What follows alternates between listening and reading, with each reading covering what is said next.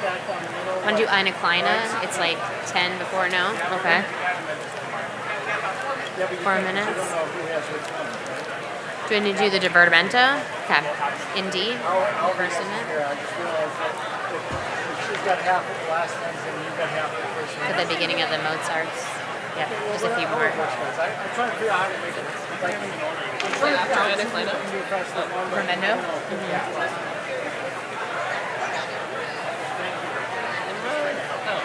There it is. Repeats or no? Yeah. Yes, repeats. What? Just the 4 minutes.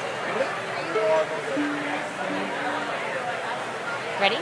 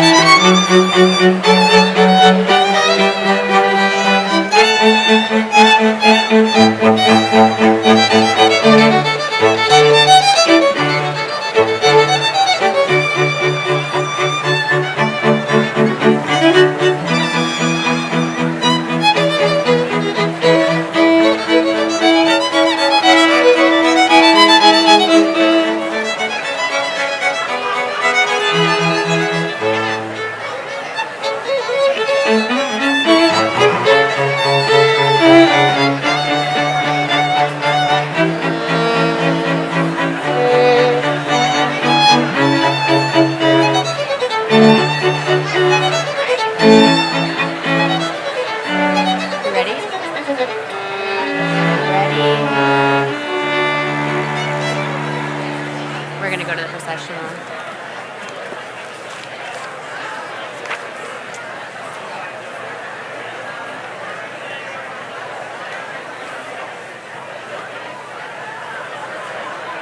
Ready?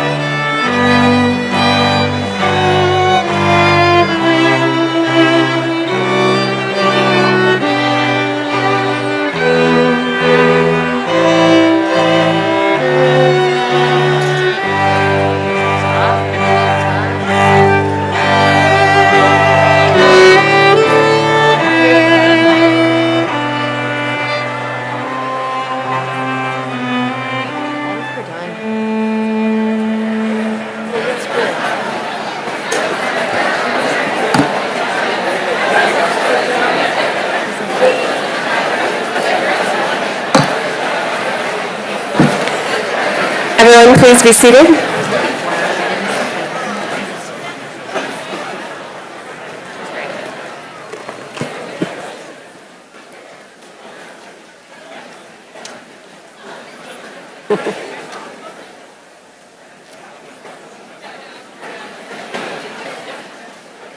Distinguished faculty members, honored guests, and most importantly, the brilliant graduating class of UC San Diego School of Medicine.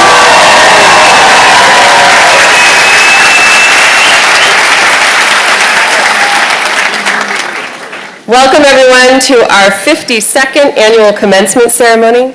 I'm Dr. Michelle Daniel, Vice Dean of Medical Education, and I'm going to serve as your Master of Ceremonies for this event. So on behalf of the School of Medicine, faculty, and staff, congratulations on what you have accomplished during your time here. You not only succeeded, you excelled during an unprecedented time. You navigated a pandemic and helped serve our communities in their hour of greatest need. You advocated to right inequities and sought justice in the wake of the murder of George Floyd. You came together as a community to combat anti-Asian violence, walking each other home. You spoke out against climate change after a devastating season of drought and forest fires ravaged the state of California. You rallied to protect women's rights as the Supreme Court overturned Roe v. Wade. And you aided refugees at the border fleeing from the war in Ukraine. And you came together as a class when we tragically lost one of our own. And throughout these troubled times, you have made us all immensely proud. You are standouts, and the events of the past 4 years will emblazon you on our hearts and forever in our minds. We honor and appreciate your gifts, and we have the utmost respect for the remarkable resilience that you have displayed.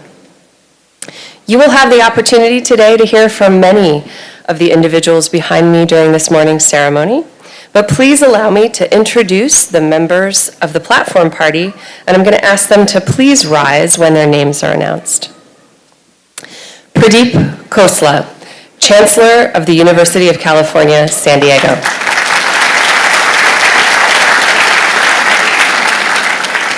And I'll just ask everyone to hold their applause to the end because we have a long list of people up here. Thank you. John Carruthers, Vice Chancellor for Health Sciences. Stephen Garfin, Interim Dean of the School of Medicine.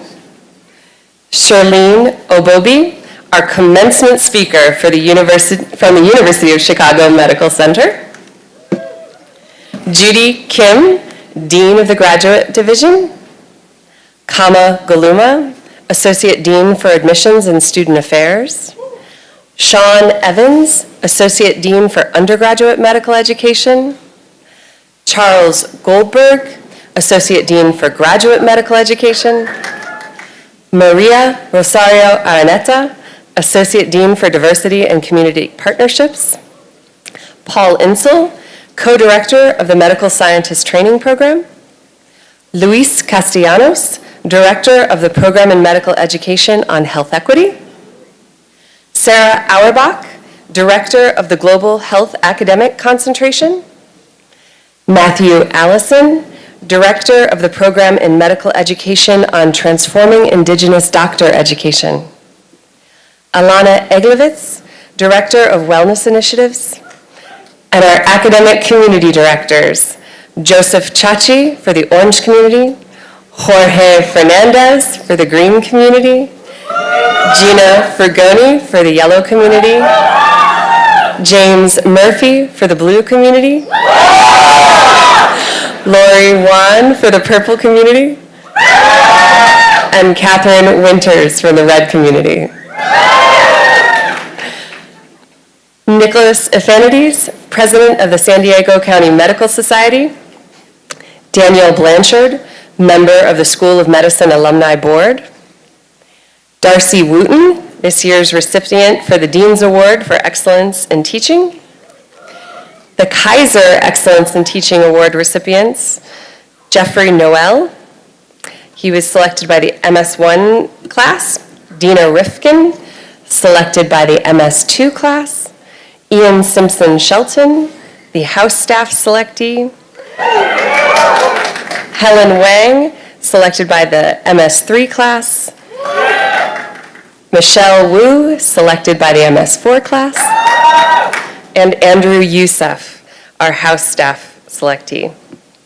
So, I would also like to recognize the special guests in the audience today, including our emeritus deans, faculty, department chairs, and current faculty, as well as many alumni. Thank you all for being here to celebrate with our graduates.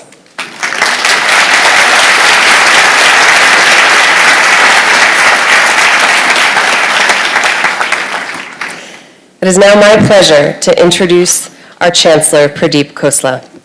He is an internationally renowned electrical and computer engineer, and he is an elected member of several distinguished academies and the recipient of innumerable awards for his leadership, teaching, and research.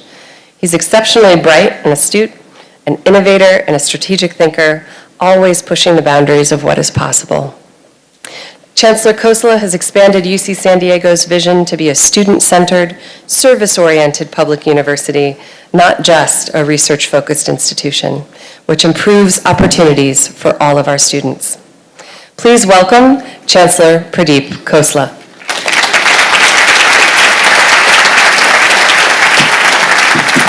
Thank you, Dr. Daniel.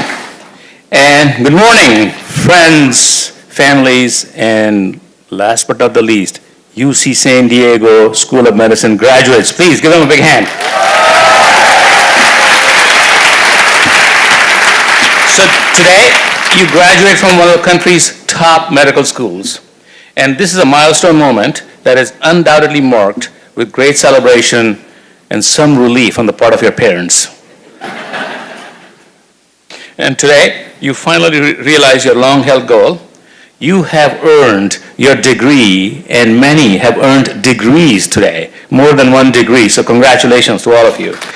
But beyond this collection of degree or degrees or earning your degree or degrees, I hope you see yourself as a champion of health and well-being, because you indeed are. And you heard from Dean Daniel that during your time here, you've done a lot of good things that make you a champion of health and equity. And you have persisted despite unimaginable challenges, and especially the pandemic and the early days of the pandemic. And during this time, you pivoted in an unprecedented situation. You collaborated with each other and with faculty and staff, and you embraced new ways to complete your studies, your labs, and your clinical rounds. You expanded your depth of knowledge exponentially, and you made connections and hopefully deepened your relationships with each other and others. And you rose to meet every single challenge that was thrown your way. I did not throw any challenge your way, by the way. It's not me. Okay? You are what I see as the embodiment of both resilience and persistence. You have set a new bar for excellence, and you're on your way to being impactful and pursuing a world-changing career. And you've already done so much for your local community. Collectively, you volunteered countless number of hours helping the needy in our local communities. You participated in numerous health fairs and community outreach programs. And as students, believe it or not, you did transform the lives of many, many people in our community. So thank you for that. And as graduates, you will do even more. At least that's our expectation. So you will practice state-of-the-art medicine grounded in the strong UC San Diego ethos of using foundational sciences and data-based medicine. And I encourage you to do your part to bridge the healthcare gap. It's an important gap. We talked about the wealth gap, but as we are watching right now, there's multiple gaps arising in this country, and healthcare gap is a very significant one, and especially in California. So I hope first of all you practice in California only. But regardless of where you practice, you should always be concerned about the healthcare equity and advanced equity at every opportunity you get. So I encourage you to use your education to seek out new innovative solutions and to continue to be a champion of health and well-being. The character, passion, and knowledge you've gained from UC San Diego School of Medicine will take you very far. But hopefully, not so far that you don't stay in touch, And as Chancellor, I want to just say one more thing, which is the only thing I really wanted to say besides congratulations, is remember this is your university. We here, me as Chancellor and as faculty members, we are the custodians of your university. We want to make sure that every year you're not here, this becomes a better place because of the work you do and because of the new students who come here. So, you have been and will continue to be an important part of UC San Diego. And later this month, just so you know, we are going to be breaking ground on four significant buildings, but two are very significant. One is going to be a state-of-the-art mental health and wellness facility for all of our students, an 80,000 square foot facility, because that's like a really important issue we have to deal with. But for you, the other building, the Triton Center, will be an alumni center that will welcome you back in 2026. I'm not asking for money yet, okay? But I want you to know that you will have a home away from home, and I hope you'll come often, and we will always be here to welcome you. I cannot tell you how proud I am, and we all are, of what you have done. And so congratulations to your families, to your relatives, to your siblings, and to you all, our graduates. Please give them a big hand.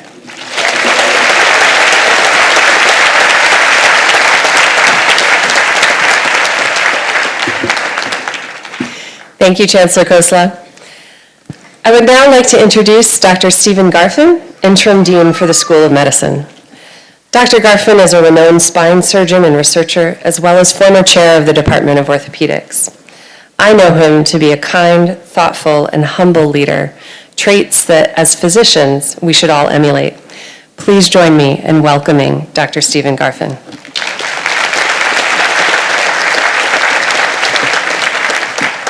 Thanks, Michelle. I'm standing in for that humble guy. So, graduates, we know you're excited for what lies ahead, your careers and adventures. You're willing to say and ready to say, finally, I'm going to say it's just beginning. Your education and experiences at the School of Medicine have helped prepare you for your next chapters, not just as residents, but as lifelong professional learners, practitioners, and engaged community partners. You all know of our three stated academic missions: education, research, and clinical care. There is a fourth, which we also hope you have learned here: social determinants of health with service to the community, which includes understanding the medical effects of social behavior and environment, local and global public health, serving the underserved, appreciating the value, importance, and richness of diversity, and reaching into untapped areas with new initiatives and understanding. As you go out into the world, you will take the knowledge and skills you have acquired here: empathy and compassion, deductive reasoning, the scientific approach, mentoring skills, public service, and hopefully much more, and put them to use. You will now be entering the most exciting, diverse, and rewarding of all professions, a career in medicine as doctors. 20 of you are staying in San Diego County for your primary residency, including 17 within UC San Diego Health. That means many of you will get the chance to provide patient care in Jacobs Medical Center, the Komen Family Outpatient Pavilion, our outreach centers and satellites, the Altman Clinical and Translational Research Institute, the Veterans Affairs Medical Center, Rady's Children's Hospital, and some at the existing and soon-to-be new Hillcrest facilities. 68% of you are remaining in California. Chancellor, that's what you wanted to hear? And that's just for training, continuing our school's commitment to bringing the best medical care to communities throughout the state. No matter what path your career takes, you will be facing exciting new challenges and opportunities. All of us are proud of every one of you. I hope that you share that pride, not just in your own achievements, but also in your classmates and in the University of California, San Diego School of Medicine. Thank you for sharing this part of you with us. Congratulations.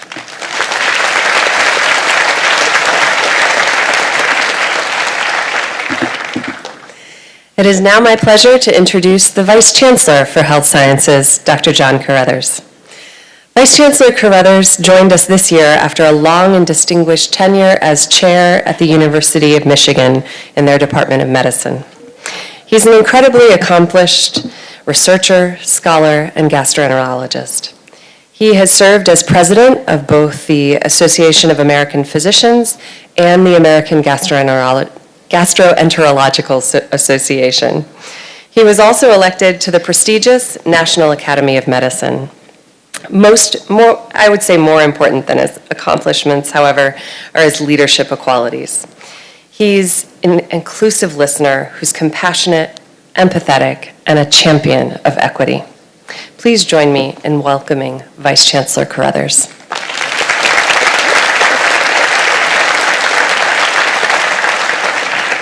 Thank you, Dean Daniel. Dear esteemed guest, are you excited to be here?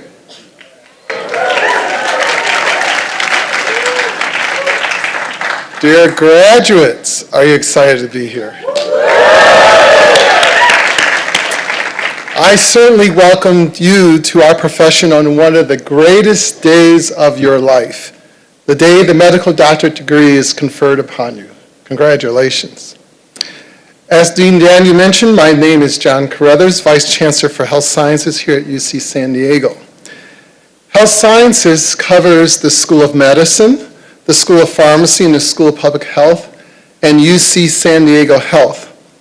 All of you as medical students have interfaced with each aspect of health sciences, whether it was on a clinical rotation or working or investigating a project dealing with public health issue, such as COVID-19, that proved to be an integral part of overlapping with your learning environment over the past 3 years.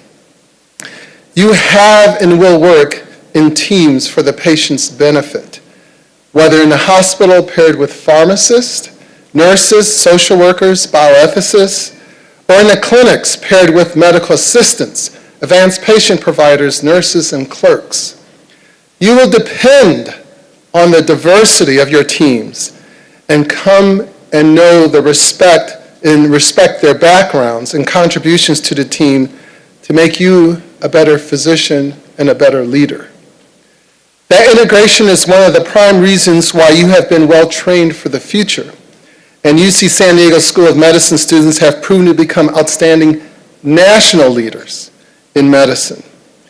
I am certainly looking forward to the thrilling discoveries, incredible care stories, the shaping of medical public policy, and new innovative directions as leaders from your class of 2023. During your tenure as a UC San Diego School of Medicine student, you learned multiple new lexicons, like COVID-19 and SARS-CoV-2, social distancing and 6 feet apart, personal protective equipment, or PPE, N95, PAPRs, or powered air purified respirators, and how to don on and don off PPE. In one sense, we as humans were not prepared for such a once in a century worldwide pandemic, as countries, including our own, was not fully prepared despite recent threats such as Ebola, the first SARS, and MERS.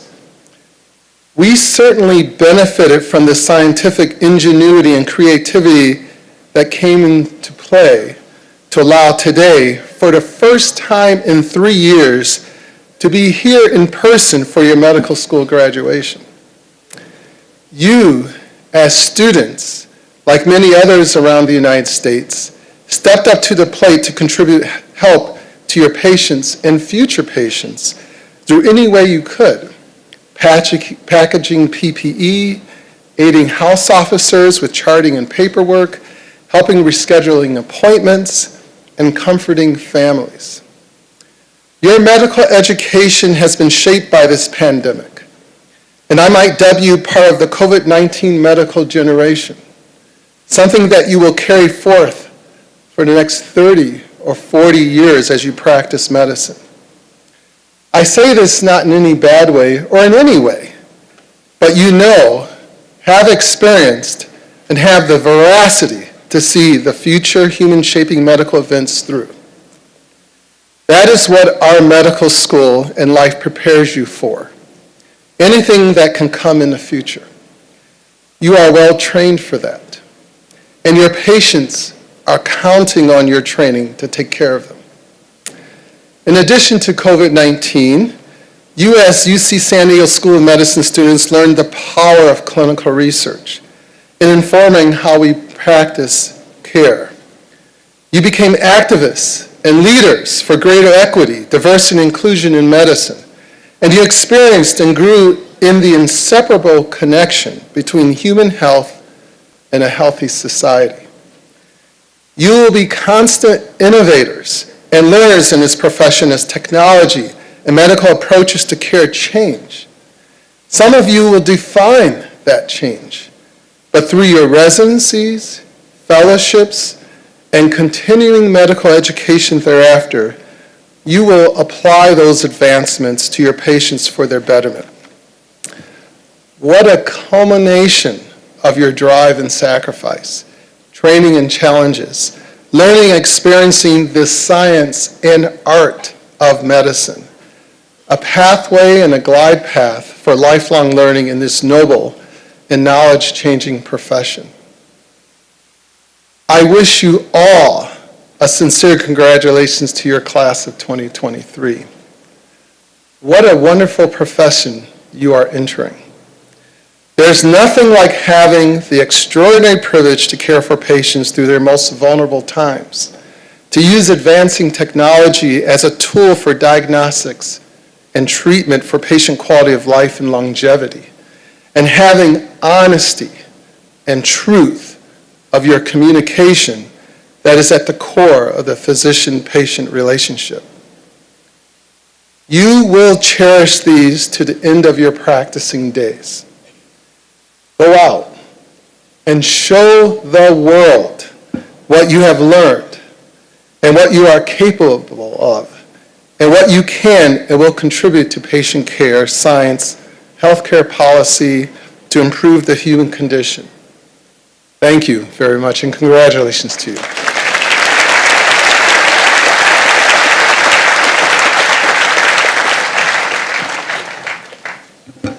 Thank you, Vice Chancellor Carruthers.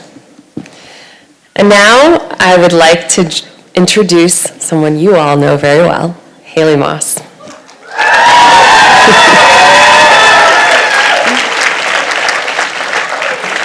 She will be today's speaker from the graduating class of 2023.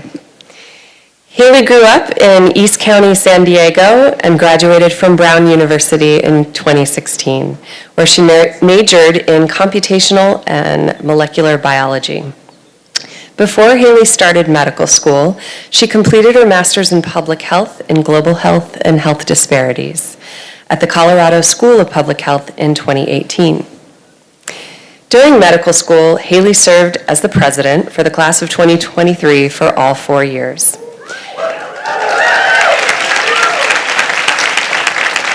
She created a curriculum teaching self-compassion for one of our preclinical elective courses and worked as a general manager for our Pacific Beach Free Clinic. Haley also served as chair of the Student Assembly for the American Public Health Association during 2022 and is currently finishing out her term as immediate past chair. Haley was nominated by her peers and endorsed by the School of Medicine faculty as a member of the Gold Humanism Honor Society. She was also selected as the 2023 recipient of the School of Medicine Leadership Award, as well as the Department of Pediatrics Senior Award.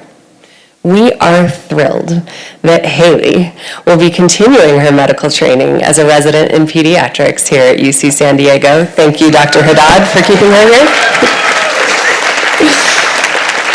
Please welcome Haley Moss.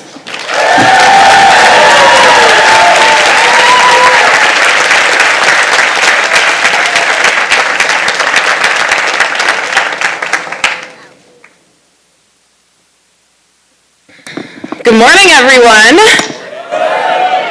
Whew, we are here. We made it. Let's all take a deep breath. My name is Haley Moss, and I am so honored to be speaking with you today. I've wanted to be a doctor since I was 15 years old, so let me pause to take a moment because this is truly a dream come true. I have had the joy of serving as the class of 2023 president for the last 4 years, and it has been one of the highlights of my gave me the mic, let me tell you why. This class possesses so many qualities that make them not only incredible physicians, but amazing friends and classmates. You all are kind. You care about your patients and each other deeply. You're smart. You're lifelong learners, and you enjoy patiently sharing that knowledge. You're givers. You've shared notes, and you've shared test-taking strategies, delivered medications and food to our free clinic patients, gave your time and energy to mentor younger students. And most importantly, you all are fun. You laugh and you joke. You find joy in moments of struggle. You bring a light to the rooms you enter. Your future patients are lucky. You all are also loving. Our class has unfortunately suffered a lot of tragedy, and we've been there for each other through the unimaginable. During the first week of our first year, one of our fantastic and amazing classmates was tragically hit by a car while riding her bike home. She suffered a traumatic brain injury and was not able to continue medical school. Then in March of this year, our brilliant and beautiful classmate, Stephen, passed away. Both of these incredible people should be close to finishing their medical school journey, and I wanted to make sure we took a moment to honor them today. The field of medicine has suffered an immeasurable loss, but we will all continue to carry them with us in every patient encounter, and their legacy will live on forever.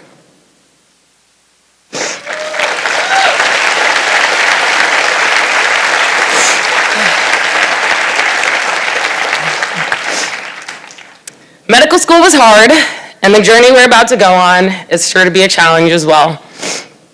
It's physically and emotionally demanding. Yes, there's long hours, but it's a job like no other.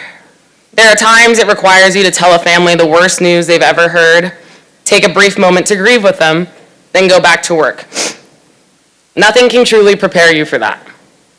However, as I said at the start, I know the graduates sitting in front of me today have the qualities needed to take these struggles head on. I know they will find ways to make small changes in this system that allow us and our colleagues to be more human in the way we process and deal with these overwhelming burdens. I've seen us do it here, and I know we will continue to do it wherever we go. Let us also remember the joy of this field. That feeling you get when a patient tells you thank you with tears in their eyes. The true honor and privilege it is to be able to understand and practice medicine. Walking into the room and finally saying, "Hi, I'm Dr. Moss," and not, "Hi, I'm Haley, the medical student on your team." This path is hard, but it's filled with meaning and purpose.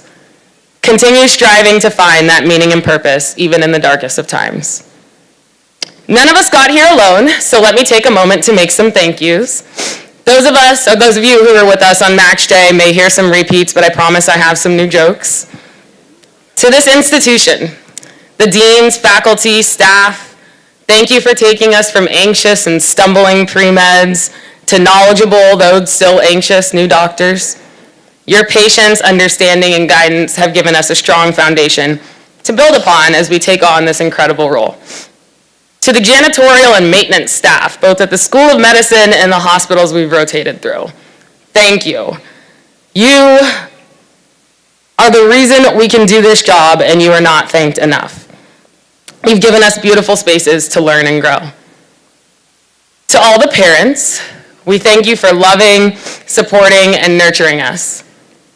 To my parents, thanks for being my personal assistants for the last 29 years, being the storage room / delivery drivers / movers for every class or organization I've ever been a part of, and for loving me unconditionally with patience and grace.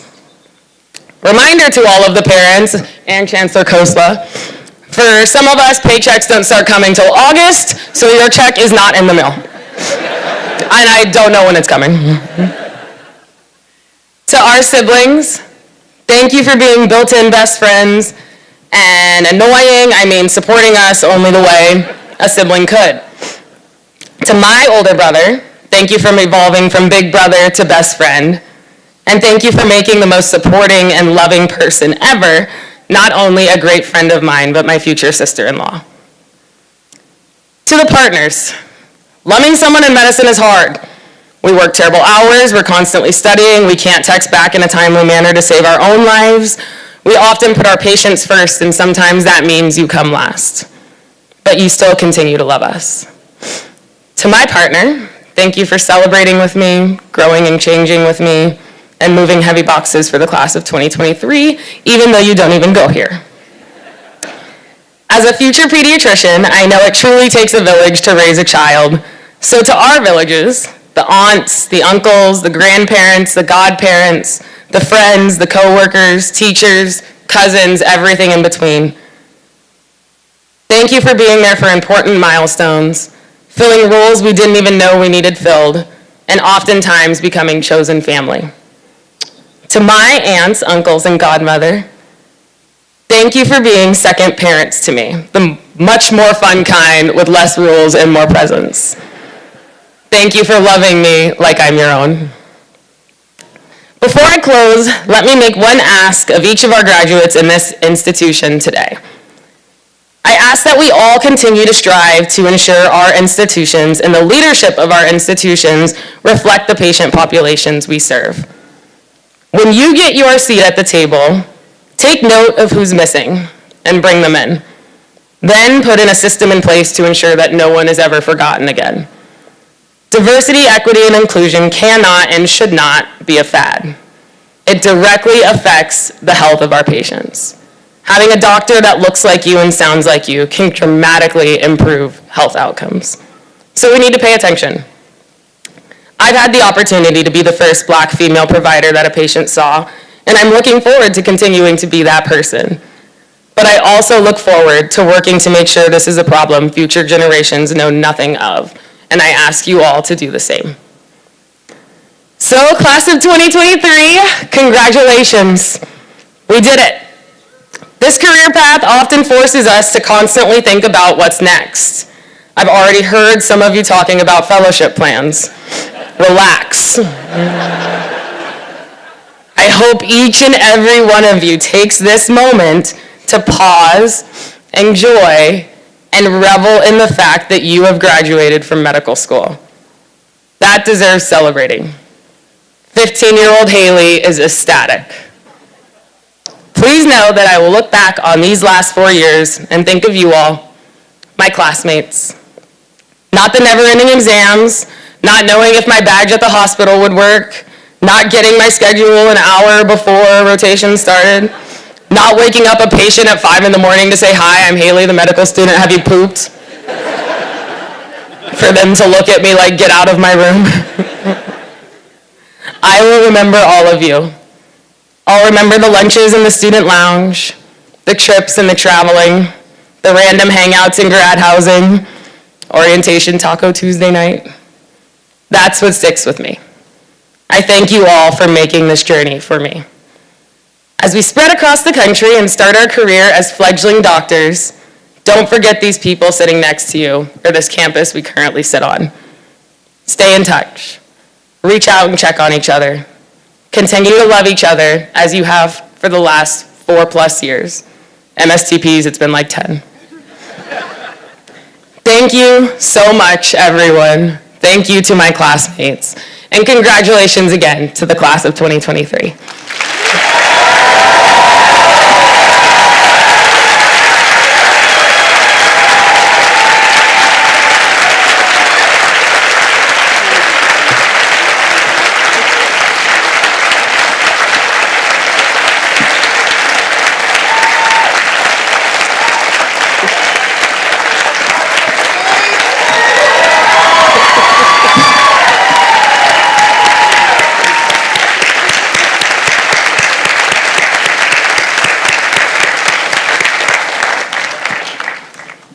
Thank you, Haley.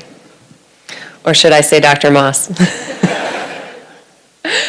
Now it is my great honor to introduce UC San Diego School of Medicine's 2023 commencement speaker from the University of Chicago Medical Center, Dr. Shirlene Ubobi.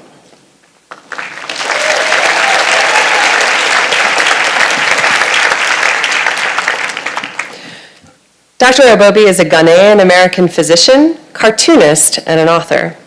She is currently completing her cardiology fellowship at the University of Chicago, and we're certainly hoping she applies here when she's done.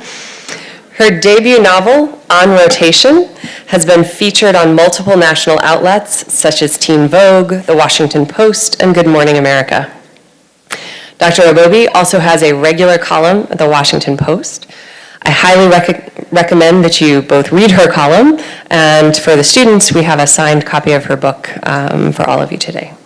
So welcome, Dr. Ubobi.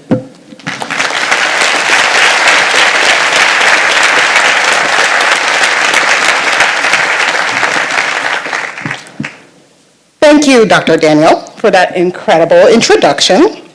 With a resume like that, maybe I could have had a chance at being admitted into this class. And for those of you who don't get the joke, I'm poking fun at the fact that in order to get into medical school these days, you basically have to cure cancer. Jokes aside, I cannot overstate what an honor it is to have been selected to be the University of California, San Diego Class of 2023's commencement speaker.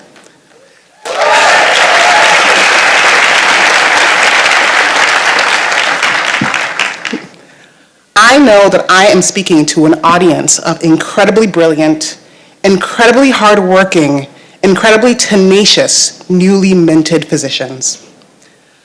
I know intimately what you've all had to sacrifice to be here today, and what many of you have continued to commit to sacrifice.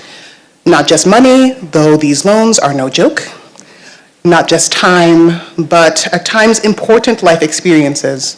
Weddings, funerals, relationships even.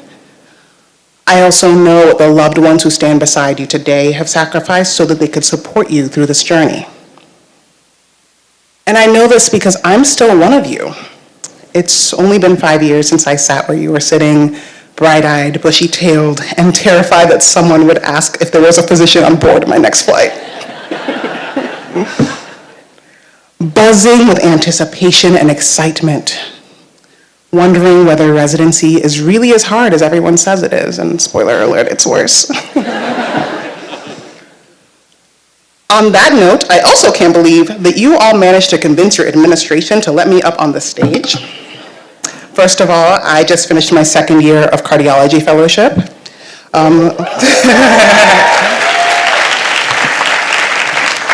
That's right, the consulting service that every medical student is terrified of consulting. Those are my people. And before that, I was an internal medicine resident through a nursing strike and a global pandemic. So I'm pretty burnt out. There was a non-zero chance I would come up to this podium and spend the next minute shaking it, telling you guys it's not too late to learn to code.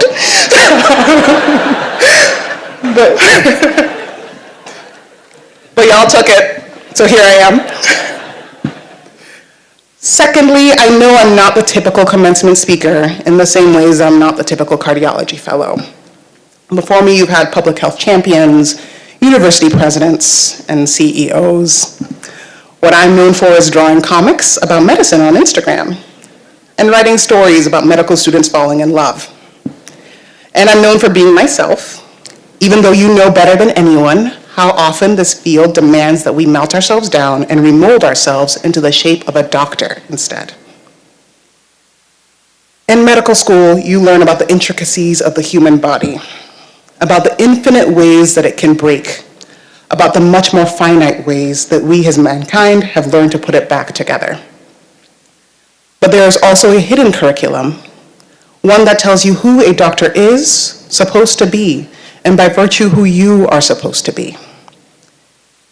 There are some of you who will fit this mold with ease. There are others who will fit less, whether by virtue of factors that you can't change, things like your race, your gender identity, your socioeconomic status, or those that you can sort of pretend to, your personality, your temperament, your values and interests.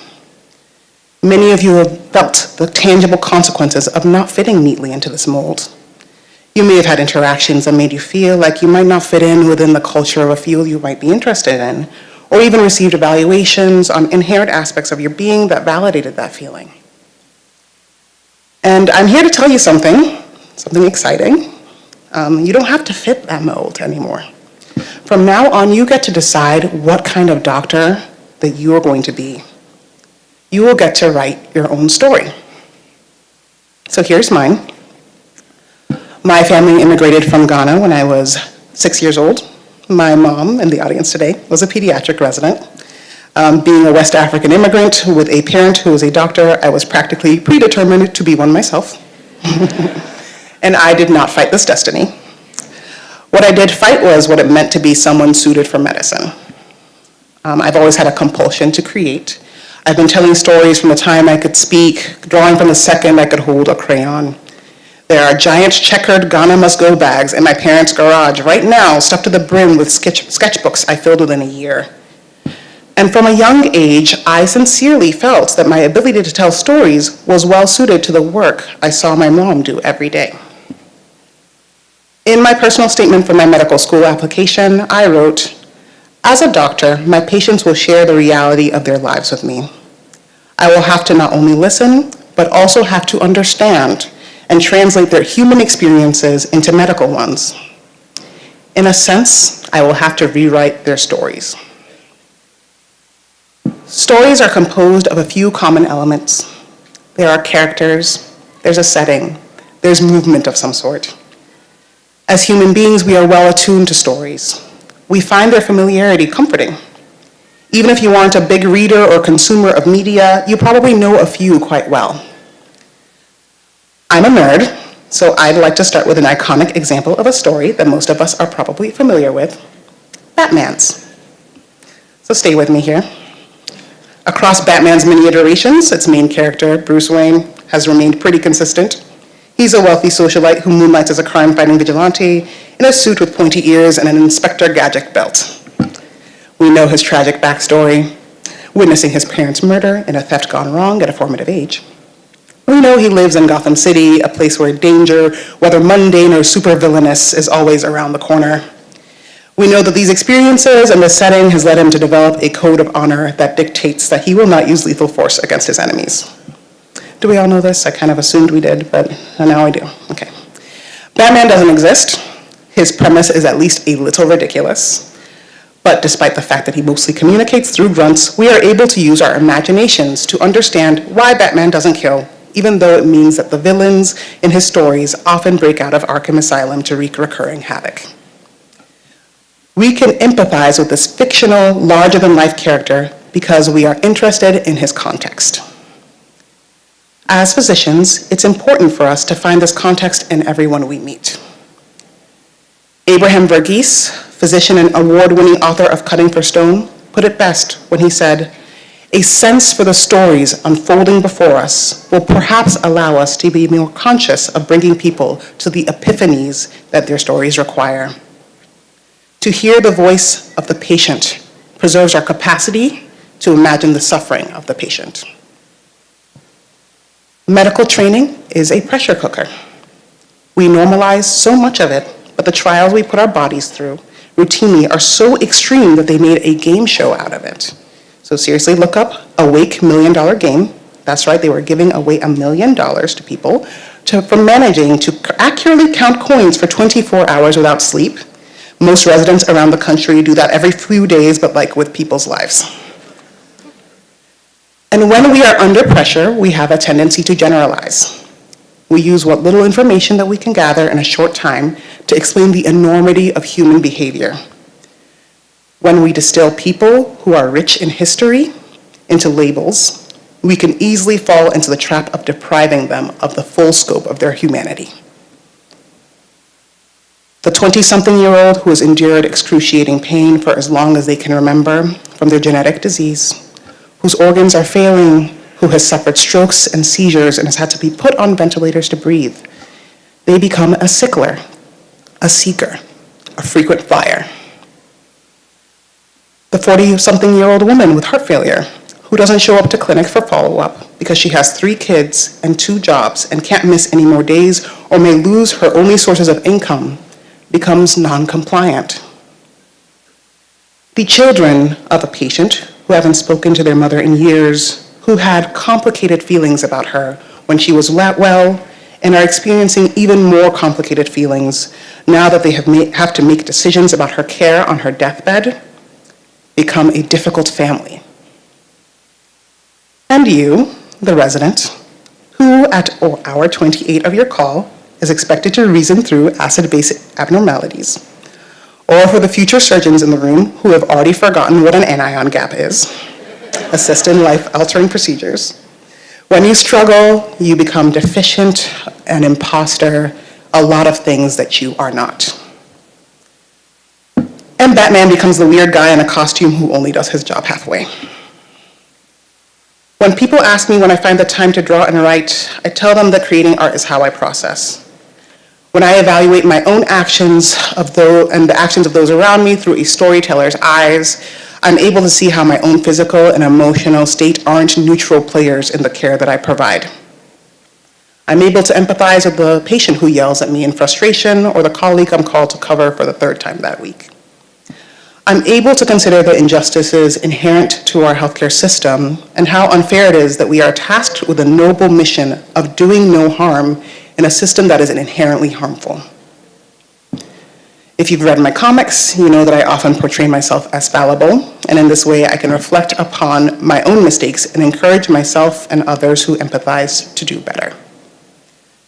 An example. As a cardiology fellow, one of my many jobs is to hold pressure on some patients' femoral arteries after catheterization procedures. This serves the very important purpose of keeping all of their blood inside of their bodies. But it is tedious and uncomfortable, and very few of us relish the task. And I will not stand in front of you today and say, I love holding on to people's groins. But I will say this. A patient I admitted multiple times before came for a catheterization and afterward required a groin hold. We had previously never spoken beyond what was required for her to receive care. And on my way to the PACU bay, I grumbled. But in those 35 minutes, I learned that her husband had recently passed away. We all thought I would be the one to go first, she told me. That she liked to watch the TV show, The Resident, because it was so far removed from her own experience of healthcare in the hospital that she found it entertaining. She also thought that the actors were much better looking than we were. She had 4 adult children who adored her. She'd taken care of them, and now they were doing their best to take care of her. And while she appreciated them, she also worried that she was a burden. A few months later, she was admitted again, and this time we all knew that she would not make it home. Her children were gathered around her solemn, and I had never met them before. But when I walked into the room to introduce myself, they already knew my name. So I still don't love groin holds, but now I consider them a rare moment to pause and turn to my patient, who is often work, into a person who is precious. Just to clarify, I'm not telling you all to pick up a pen and start doodling or writing. For some of you, unraveling stories may just mean taking time to reflect, talking to a trusted friend or colleague, or engaging in your extra-clinical hobbies. I'm also not telling you to be unconventional in your approach to your career. Tropes in storytelling exist for a reason, and that's because they are extremely effective. Every single one of you is going to be instrumental in saving someone's life someday soon. In fact, the beauty of this career is that those some days may be most of your days. What I'm advising you to do is to know yourself and try to know people. You see, when you leave this place today, you will do so with a new name and a new story. You will become Dr. So-and-so. Your words will have a new weight. The expectations strangers will have of you that they can leave their lives in your hands will fall heavy sometimes on your shoulders. If you're a single guy, you can probably throw doctor on your dating app profile and suddenly find yourself more successful. You will be considered an expert in areas that are sometimes far out of your actual knowledge base. People will make assumptions about your intelligence, your trustworthiness, how much money you have in your bank account, about whether you are worthy of their respect. And conversely, the impact you can have on others can be unfathomable.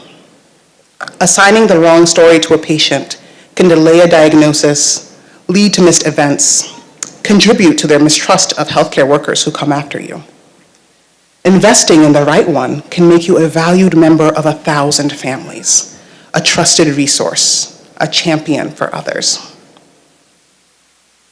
So this is the part of the speech where I am supposed to offer you wisdom.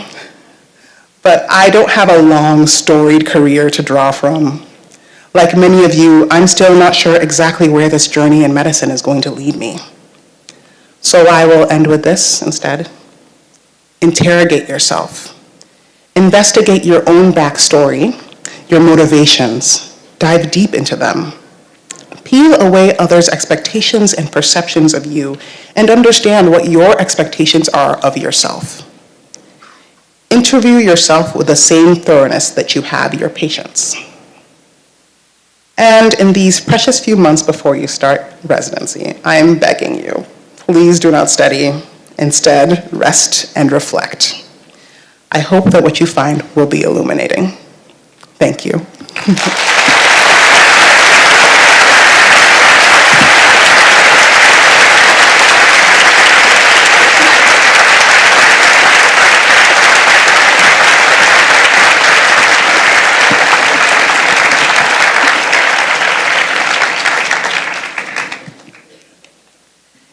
Thank you immensely, Dr. Abobi.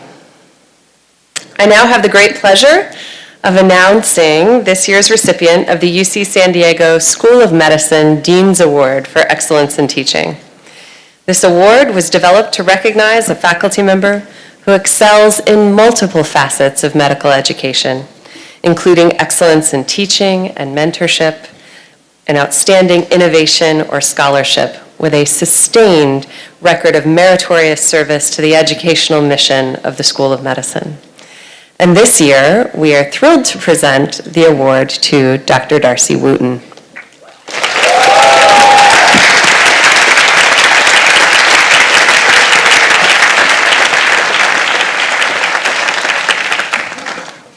I'm going to make you stand there now while I say nice things about you. Is that okay? Dr. Wooten is an associate professor of medicine in the Division of Global Public Health. She holds leadership roles across the educational continuum, serving as the program director for the Infectious Diseases Fellowship, the director of the Clinical Foundations course, and director of the Fellow as Clinician Educator course at UC San Diego. So Dr. Wooten consistently receives outstanding remarks from trainees, and she's won several teaching awards prior to this one. She has been lauded for her contagious enthusiasm for education, as well as her use of evidence-based teaching methods. So please join me in congratulating Dr. Wooten.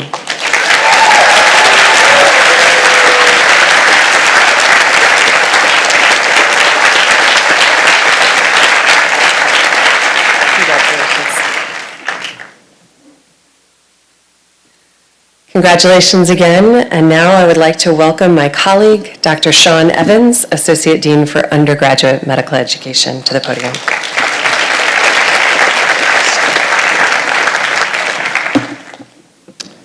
The Kaiser Excellence in Teaching Awards are given to School of Medicine faculty who excel in their work as preclinical or clinical instructors.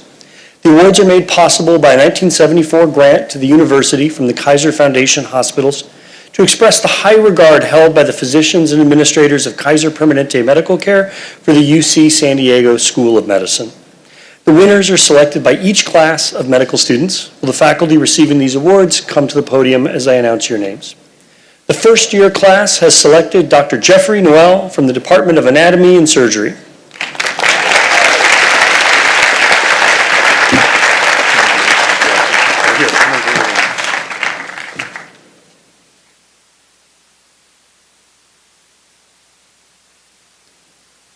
The second year class selected Dr. Dina Rifkin from the Department of Medicine Division of Nephrology.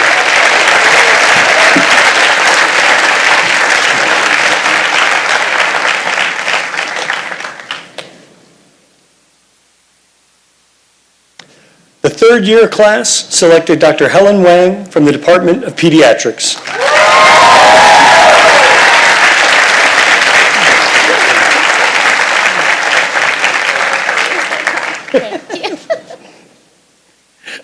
The graduating class selected Dr. Michelle Wu from the Department of Orthopedic Surgery.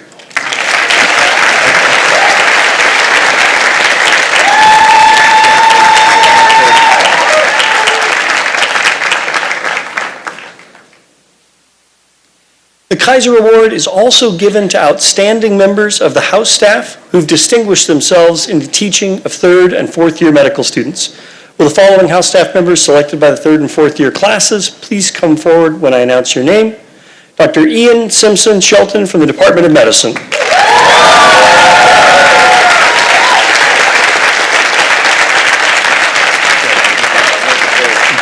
Pretty popular gentleman today.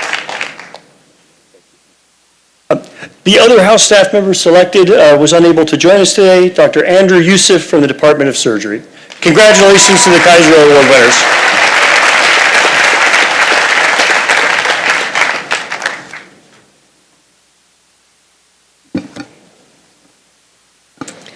So now I would like to welcome Chancellor Klosla to confer the PhD degrees.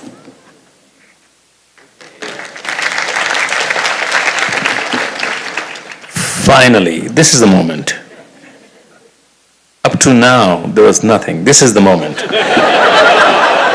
So, the Doctorate of Philosophy degree recognizes the independent completion of an important research project under the guidance of a mentor, and it recognizes the generation of new knowledge that may someday alter patient care. In this way, the PhD differs fundamentally from the emphasis in the acquisition of scientific knowledge and the clinical skills that characterize the MD. Thus, the MD PhD recipient we honor at this ceremony has truly demonstrated intense mastery of one topic. I hope it's more than one topic, but anyway, at least. She has, or he has, made sacrifices deserving of special recognition. Candidates for the Doctor of Philosophy, please rise.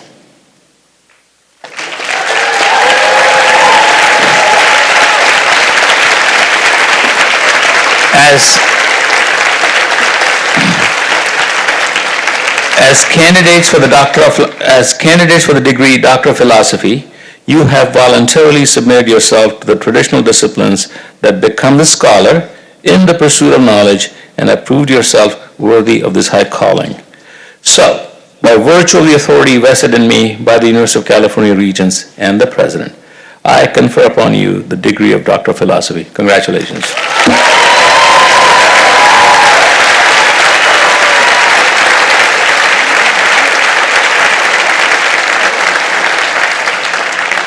At this time, I'm pleased to introduce Dr. Judy Kim, Senior Associate Dean of UC San Diego's Division of Graduate Education Postdoctoral Affairs. Senior Associate Dean Kim will present the PhD degree candidates. Dean Kim.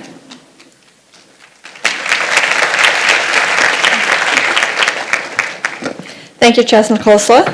It is my pleasure to introduce the candidates for the degree of Doctor of Philosophy.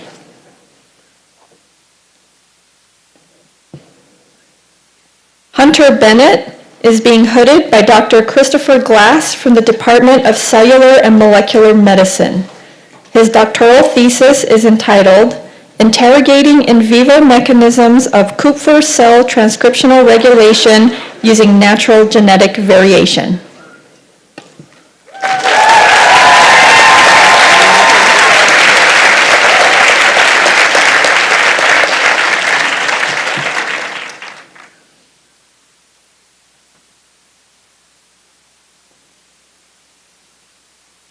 Charles William Dickey is being hooded by Dr. Kama Guluma from the Department of Emergency Medicine.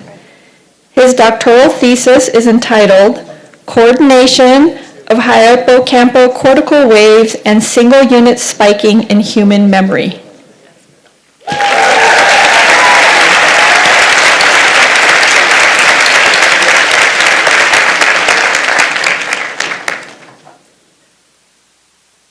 Kyle Mara is being hooded by Dr. Martin Friedlander from the Department of Ophthalmology. His doctoral thesis is entitled Extracellular Vesicles from Endothelial Colony Forming Cells in the Repair of Ischemic Retinal Disease.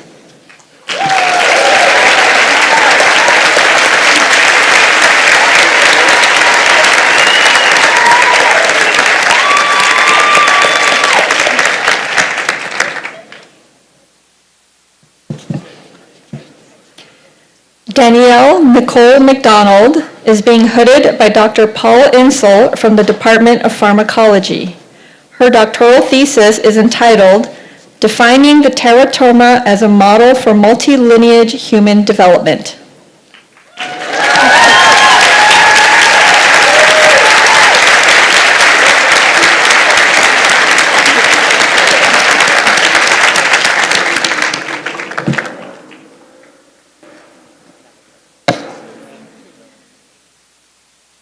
Denis Smirnov is being hooded by Dr. David Solomon from the Department of Neurosciences. His doctoral thesis is entitled Clinical Pathologic Studies of Alzheimer's Disease and Related Dementias.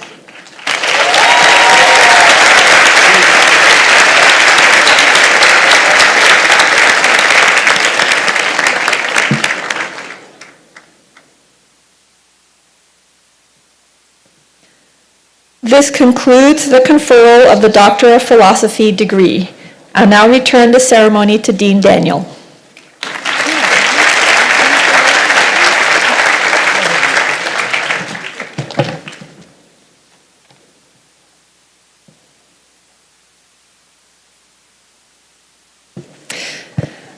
Now I would like to invite Dr. Luis Castellanos, Director of the Program in Medical Education Health Equity, to the podium to introduce the graduating Prime Health Equity students.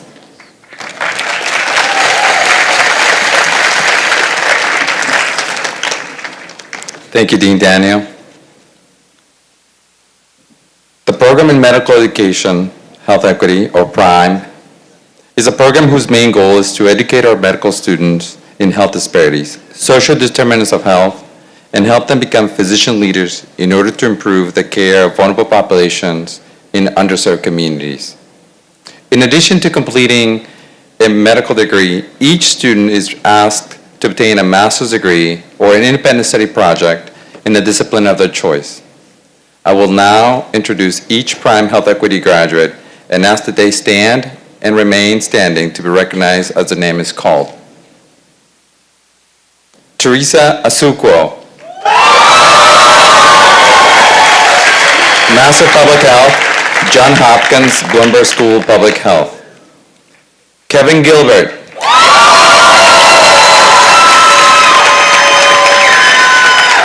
Master of Science in Healthcare Management, Johns Hopkins Bloomberg School of Public Health. Mihiri Karunarathan, Master of Public Health, Columbia University Mailman School of Public Health. Suma Kundu, Master of Public Health, University of California, Berkeley. James Dillon Lee,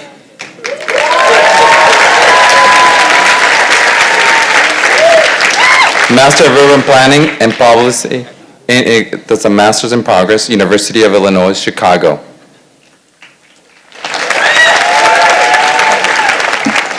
Brendan McIntyre, Master's of Business Administration, University of California, San Diego, Rady School of Management. Kevin Nguyen,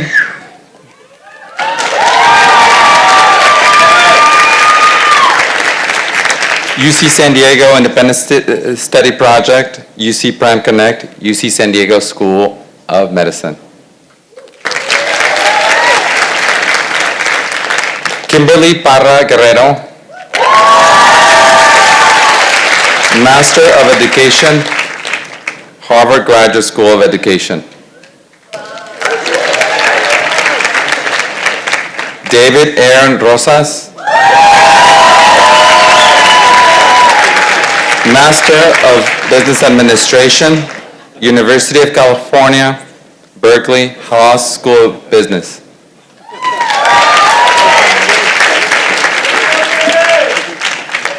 Edgar Jesus Vega.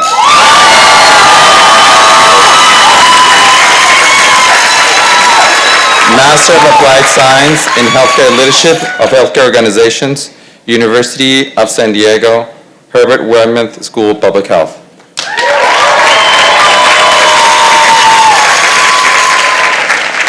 Vanessa Kitting Yu. Master of Public Health, Columbia University, Mailman School of Public Health. Congratulations to our graduating UC San Diego Prime Health Equity students.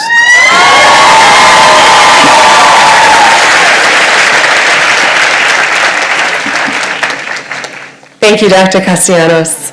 Now I would like to invite Dr. Sarah Auerbach, Director of the Global Health Academic Concentration, to introduce the graduating Global Health students.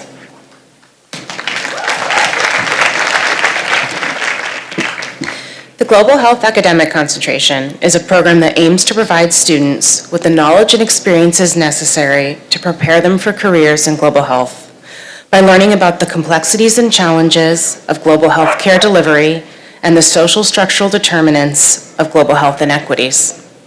In addition to completing a medical degree, each student is required to complete requisite coursework and 2 mentored global health rotations.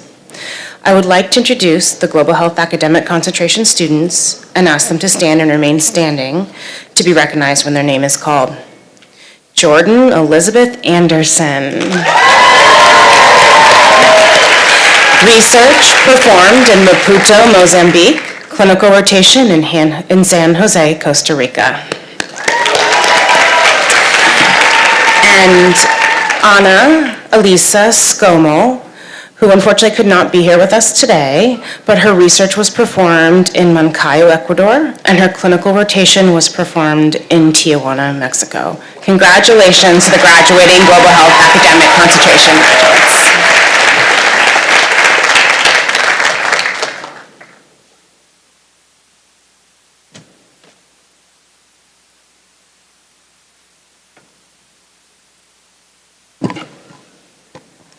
Now I would like to invite Dr. Kamagaluma, Associate Dean for Admissions and Student Affairs, to present the class of 2023 to Chancellor Khosla, who will confer the medical degrees.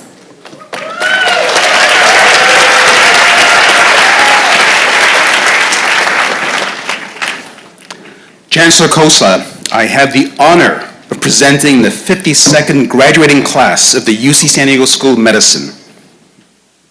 This is the real moment. So candidates for the degree of Doctor of Medicine, please rise.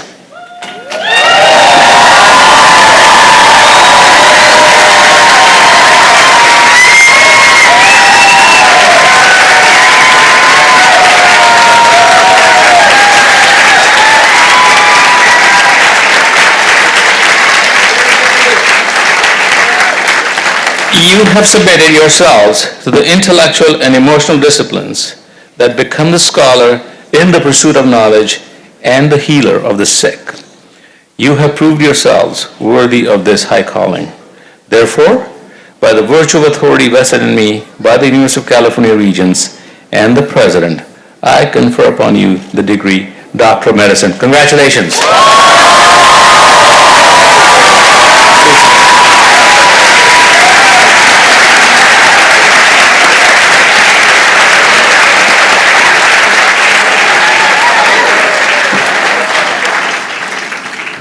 We will now start the part of the ceremony wherein each graduate receives the Doctor of Medicine hood from a chosen faculty member. Let me take a moment to explain the graduation attire.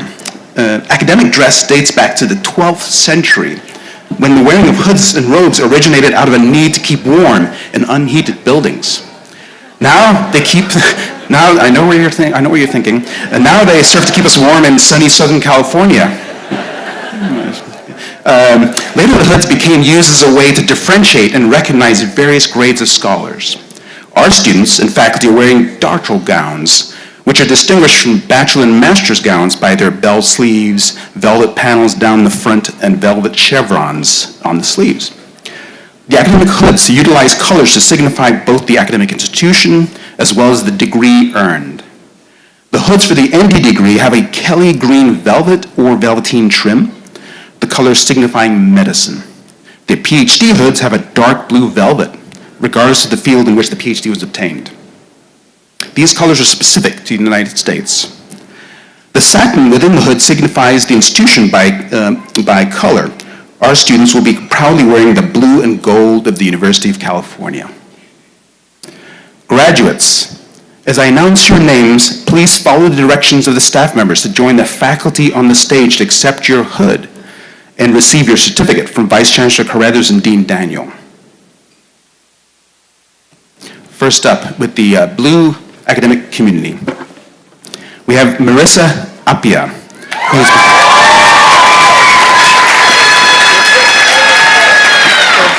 who's being hooded by Dr. James Murphy from the Department of Radiation Medicine and Applied Sciences.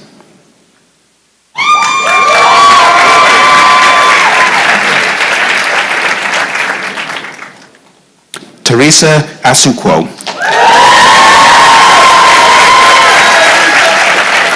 who's being hooded by Dr. Weena Joshi from the Department of Pediatrics.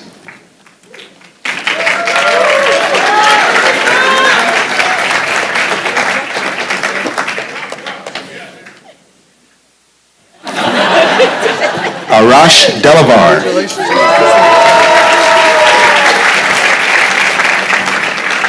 who's being hooded by Dr. Jeffrey Lee from the Department of Ophthalmology.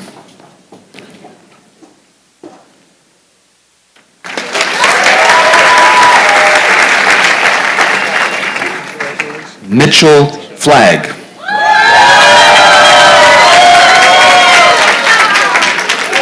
who's being hooded by Dr. James Murphy from the Department of Radiation Medicine and Applied Science.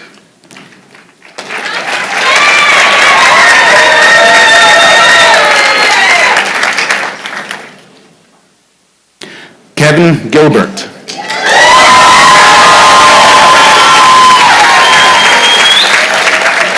who is being hooded by Dr. Ramon Hernandez from the Department of Pediatrics.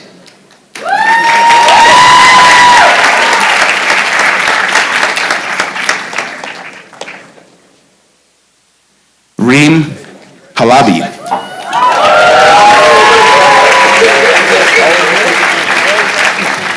who's being hooded by Dr. James Murphy from the Department of Radiation Medicine and Applied Sciences.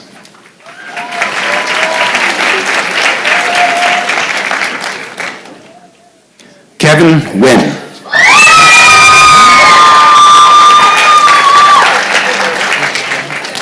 who's being hooded by Dr. Luis Castellanos from the Department of Medicine.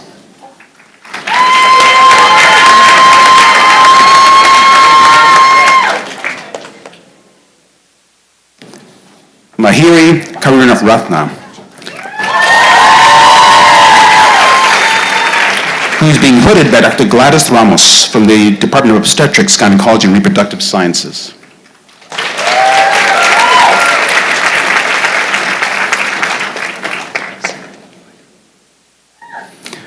Soma Kondo,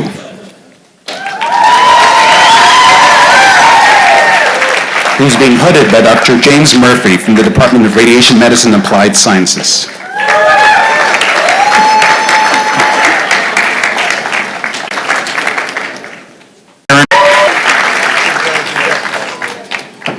Edgar Jesus Vega,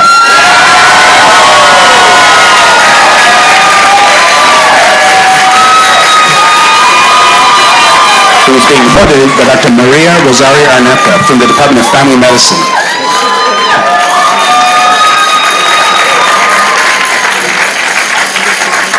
Congratulations. Vanessa Kitingu,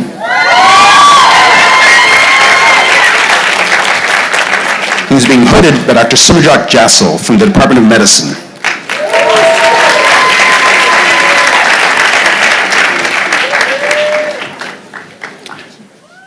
Jordan, and now we have the green AC, Jordan Elizabeth Anderson, Rebecca Daviana by Dr. Amanda Gosman from the Department of Surgery.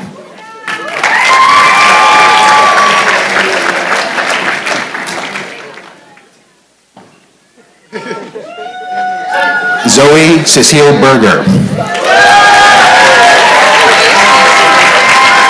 who's being hooded by Dr. Jane Ralden in Family Medicine.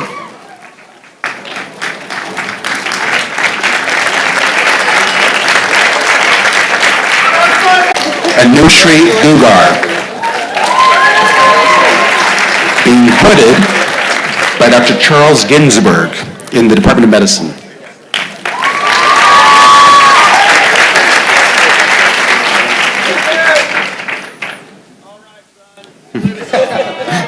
Catherine Kiner, hooded by Dr. Jorge Fernandez in the Department of Emergency Medicine.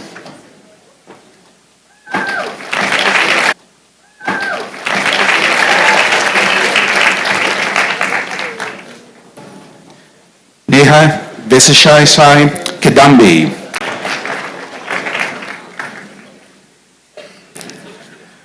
Brian Louie,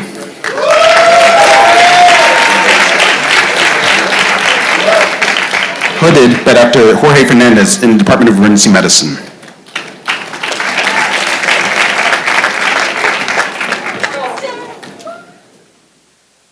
Melinda Lyall,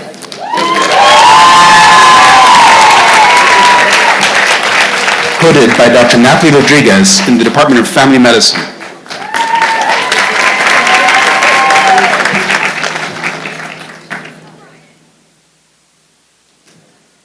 Tony Olmert,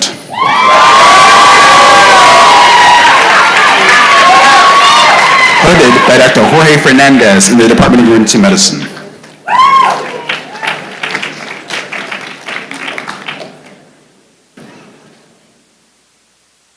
Karen Cheeline,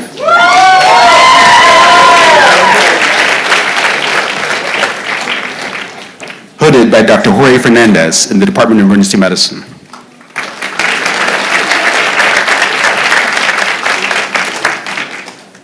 Pella von Schwedler-Wall,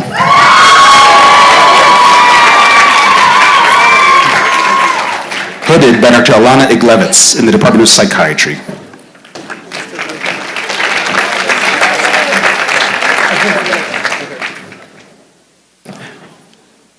Waylon Whitley,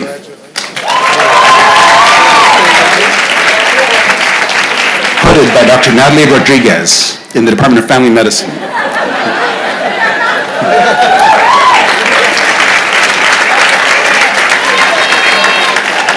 And now for the Orange academic community, we have Rebecca Bielostowski,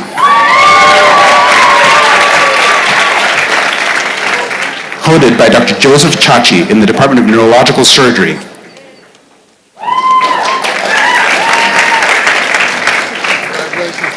Kimberly Charles,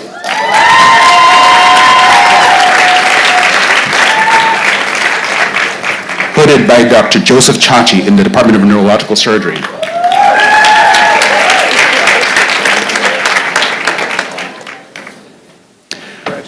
Leonardino Digma,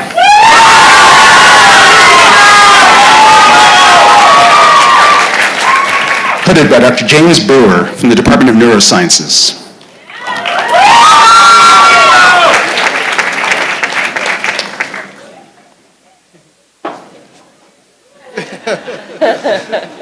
Alexandra Dubinin Jones,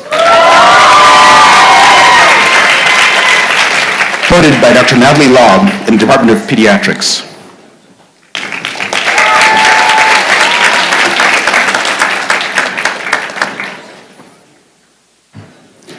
Dimitri James Gonzalez,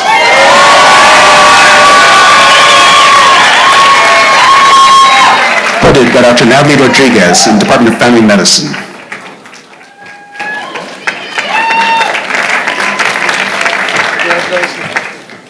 Kevin Hakimi,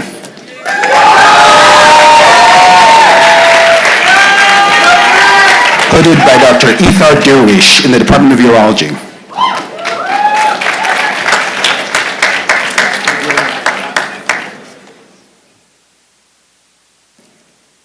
Kevin Liu.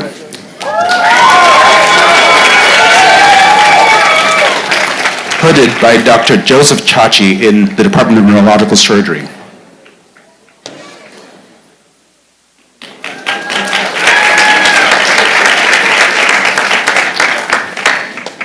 Eric Angevine Miller.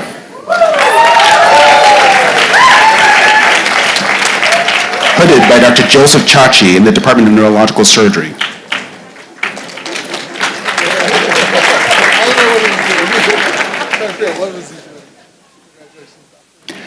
Laura Yanina Nerb.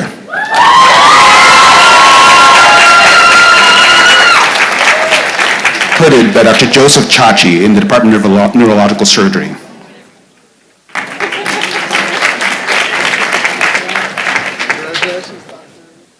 John Matthew Perry.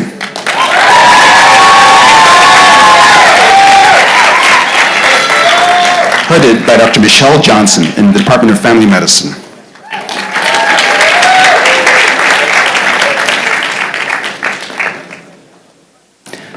Catherine Florian Price.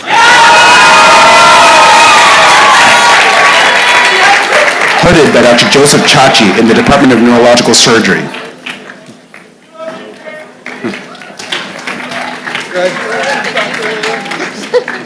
Emily Rao.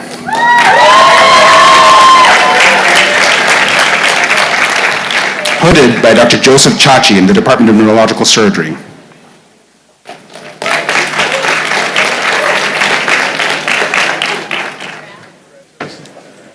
David Reynoso Cortez.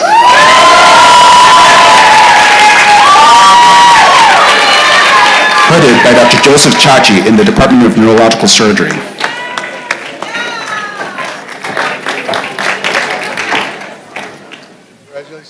Rachel Siegel.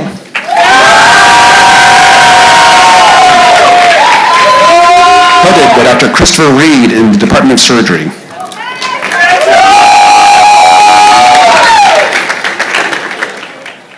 Nikita Chivani Tareja.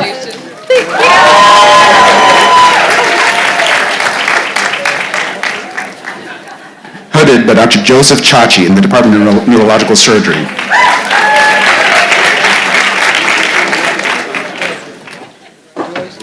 Lauren Nicole Tronick.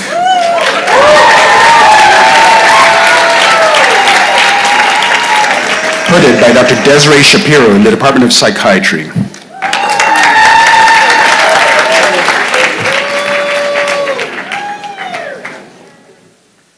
Danielle Ullman.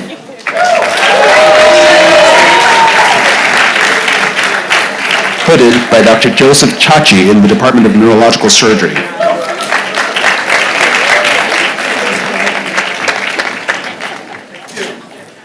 Rajiv Vasudevan.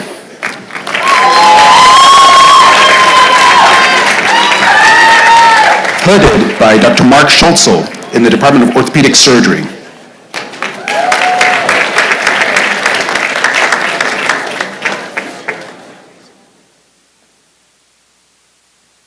Erwin Chu.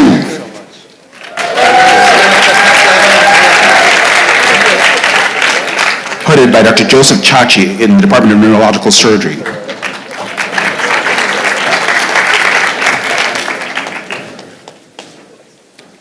Emily Yang.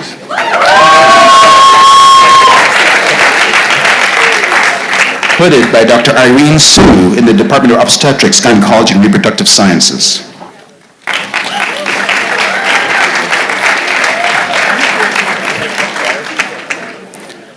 And now we have the purple academic community. Patrick Josiah Barba.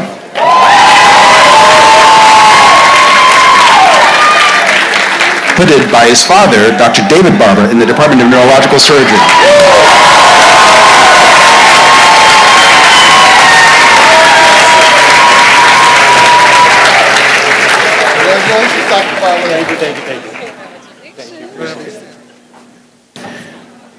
Summer Beeson.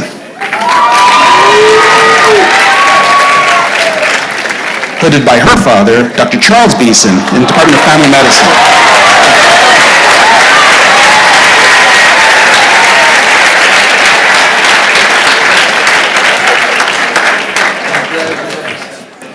Hunter Bennett.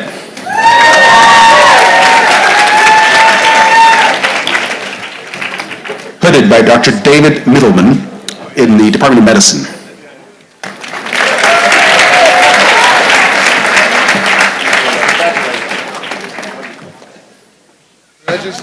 Charles William Dickey. Being hooded by Dr. Lori Wan from the Departments of Medicine and Pediatrics.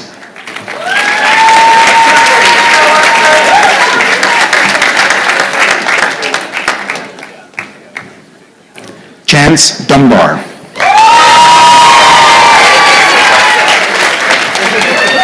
Hooded by Dr. Lori Wan from the Departments of Medicine and Pediatrics.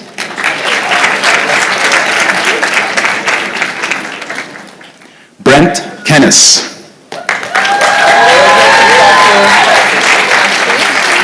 Hooded by Dr. Gabriel Wardy from the Department of Emergency Medicine.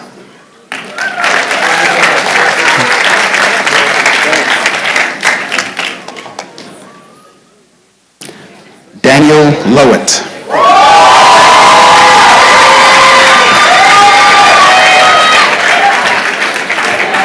Hooded by Dr. Lori Wan from the Departments of Medicine and Pediatrics.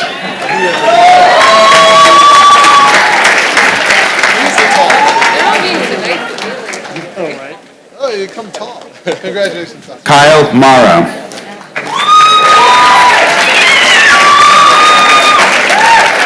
Hooded by Dr. Jeffrey Lee from the Department of Ophthalmology.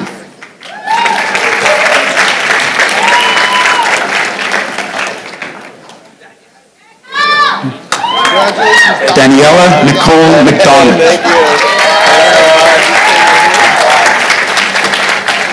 Being hooded by Dr. Joe Blumenthal from the Department of Medicine.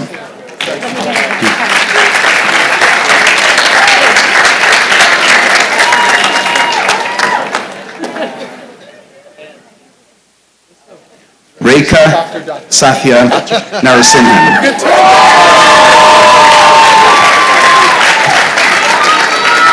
Hooded by Dr. Lori Wan from the Departments of Medicine and Pediatrics.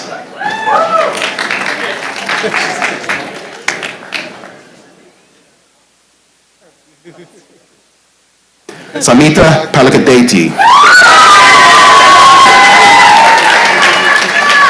Hooded by Dr. Esham Mahmood from the Department of Medicine.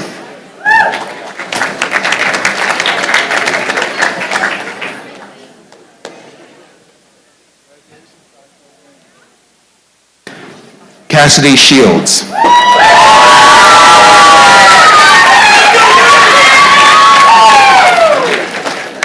Hooded by Dr. Lori Wan from the Departments of Medicine and Pediatrics.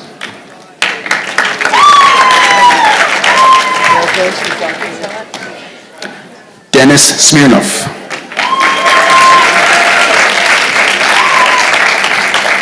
Hooded by Dr. Lori Wan from the Departments of Medicine and Pediatrics.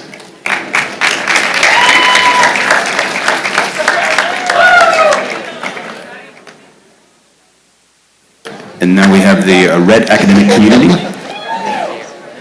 Sophia Aedo.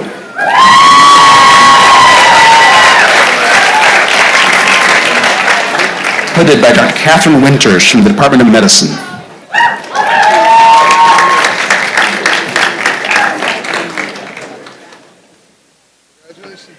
Raul Chandrapatla.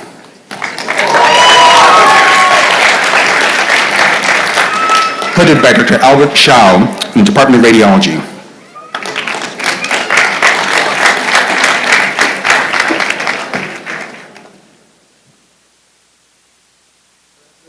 Andrew Chang.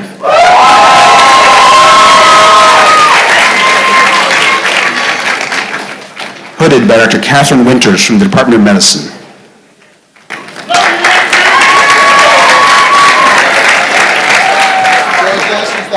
Neda Dasgabe.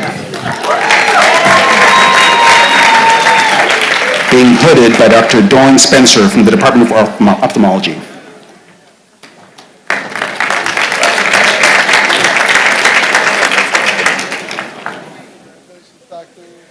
Joseph DePayne.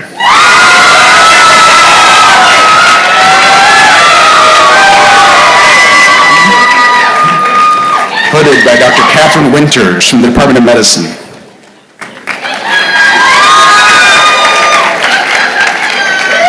Congratulations, Doctor. Alec Richard Flores.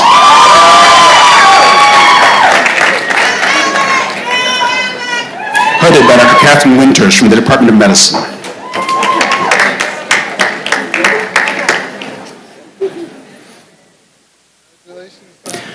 Divya Gupta.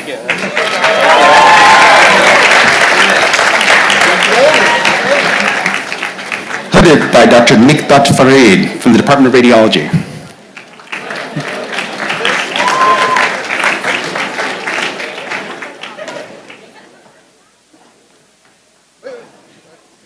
Jeffrey Hendel.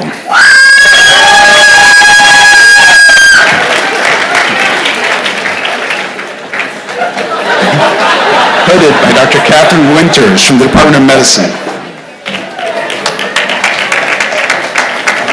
Congratulations, Doctor. Dulshan Virtenga Jerry Sakara. Hooded by Dr. Lawrence Ma from the Departments of Medicine and Pediatrics.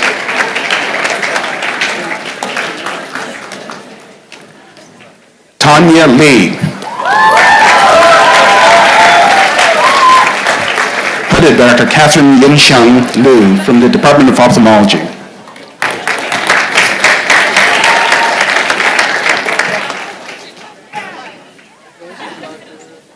Elaine Luterstein.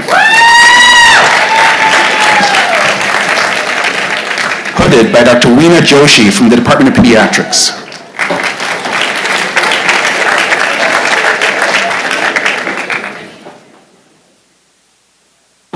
Haley Moss.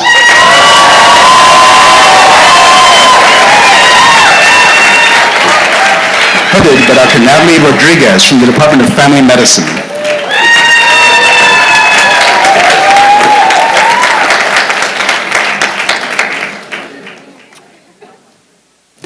Alexandra Muse.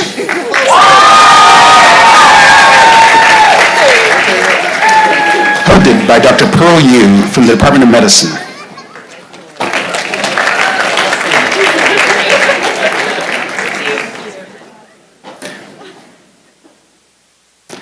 Mallory Wynn.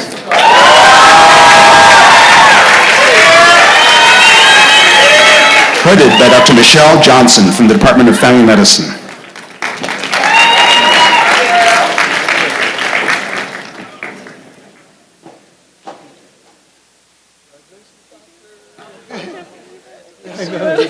Divya Prajapati.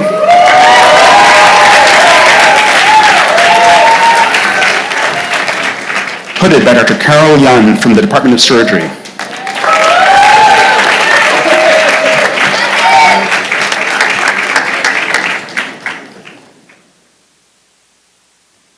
Mason Joseph Price. Hooded by Dr. Catherine Winters from the Department of Medicine.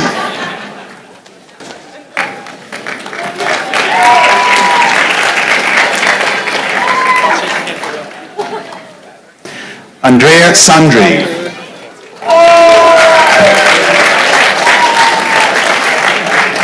Hooded by Dr. Catherine Winters, Department of Medicine.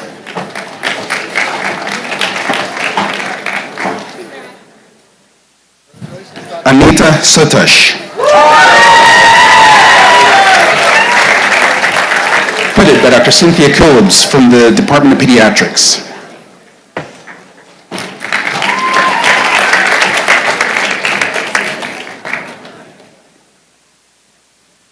Virgia Shah. Hooded by Dr. Brady Huang from the Department of Radiology.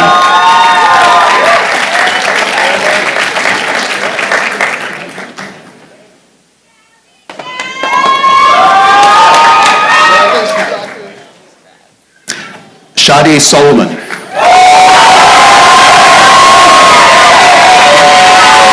Hooded by Dr. Darcy Wooten from the Department of Medicine.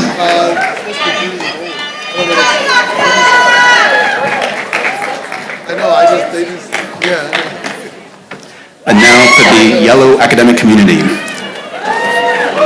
Jessica Elizabeth Barnett.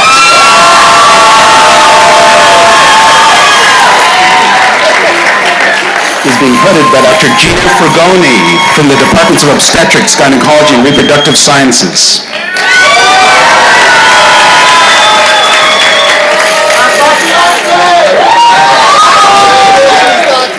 Sania Bunday.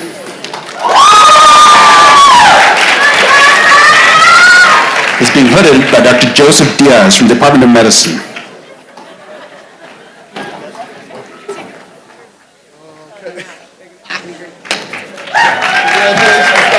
Jennifer Booth.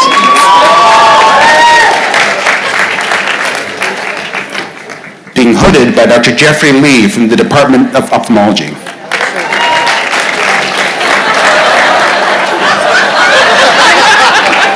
Takes two to tango. Congratulations, Doctor. Tommy Ting-Chi Cho. Being hooded by Dr. Brian Kwan from the Department of Medicine.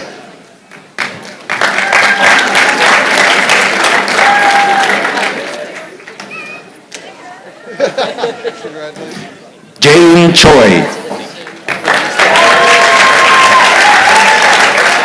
Being hooded by Dr. Gina Fragoni from the Department of Obstetrics, Gynecology, and Reproductive Sciences.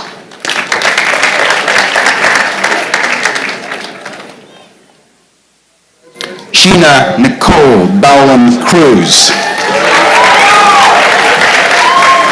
Being hooded by Dr. Maria Rosario Arnetta from the Department of Family Medicine.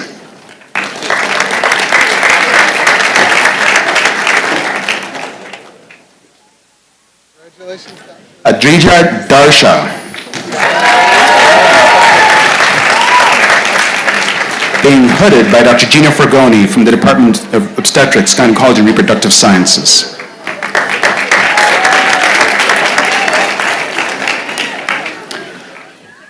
Carol Girgis.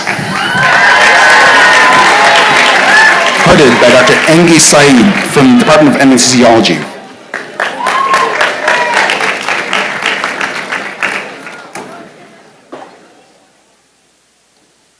Tyler Nathan Kirchberg.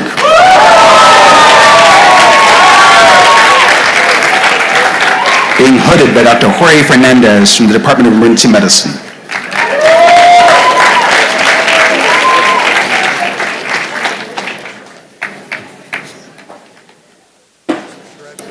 Rishi Modi.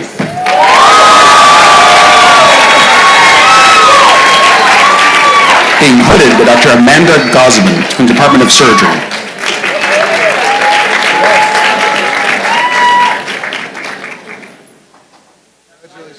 Megan Grace Musili.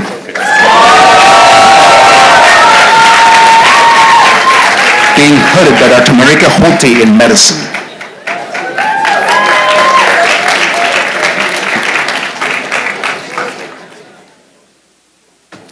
Zachary Nardone.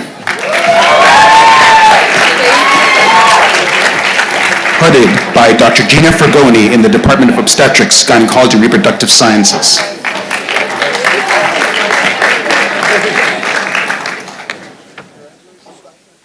Tanya No. Hooded by Dr. Gina Fragoni in the Department of Obstetrics, Gynecology, and Reproductive Sciences. Congratulations, Doctor. Mimi Nguyen.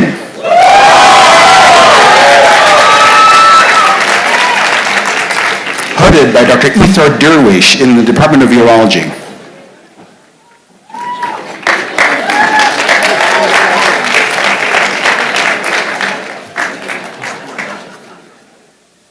Nija Patel.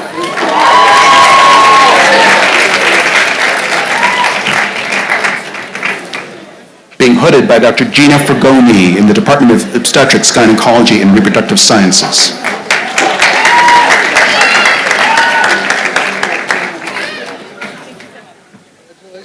Alexandra Pryor.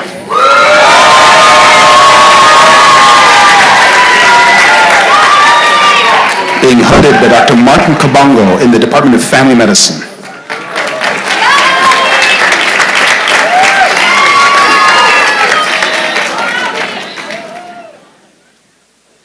Helena Rockwell.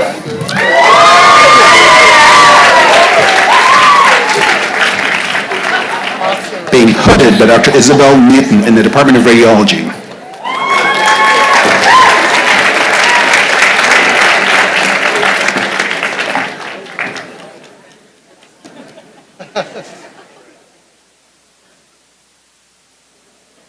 Bita Sharvini.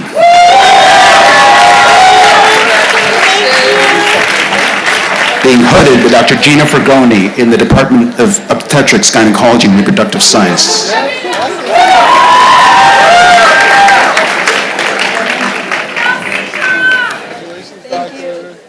Gauri Shastri.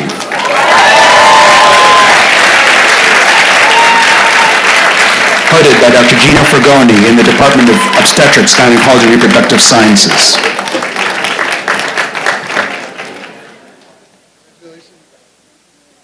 Jaylene Youngun Shim.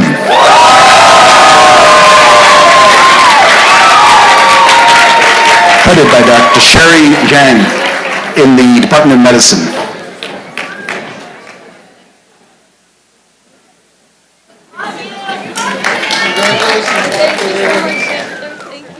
Stephanie Visness.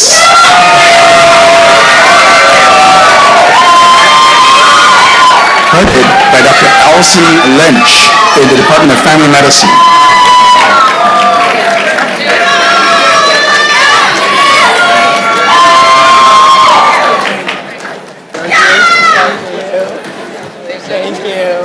Stephanie Brianna Williams. Congratulations, class of 2023.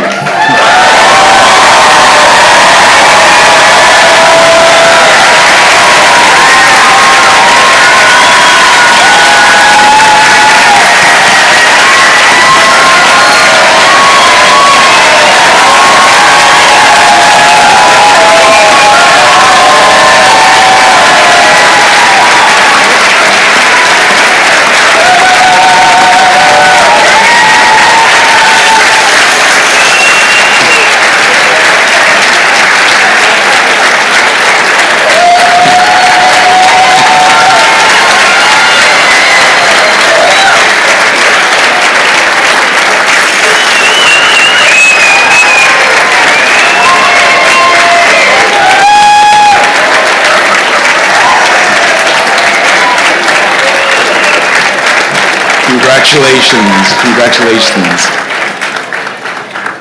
So our medical community is not only knowledgeable and accomplished, but very talented as well.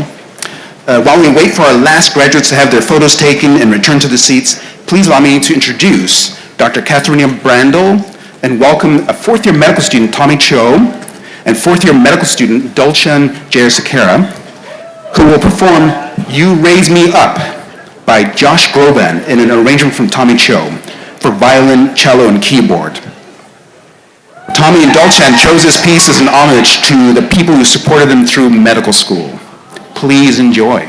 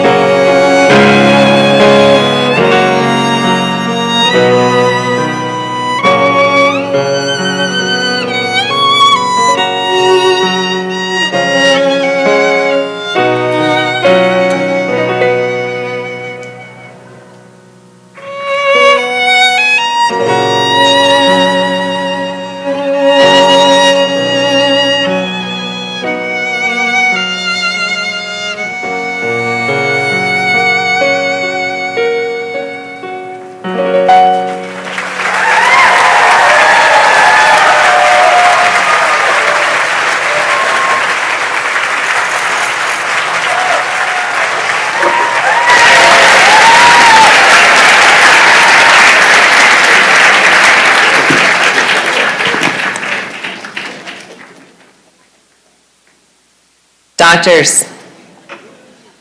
In just a few minutes, you will take the oath of Hippocrates, and I will delight in welcoming you, the UC San Diego School of Medicine, class of 2023, as our newest colleagues into the profession of medicine.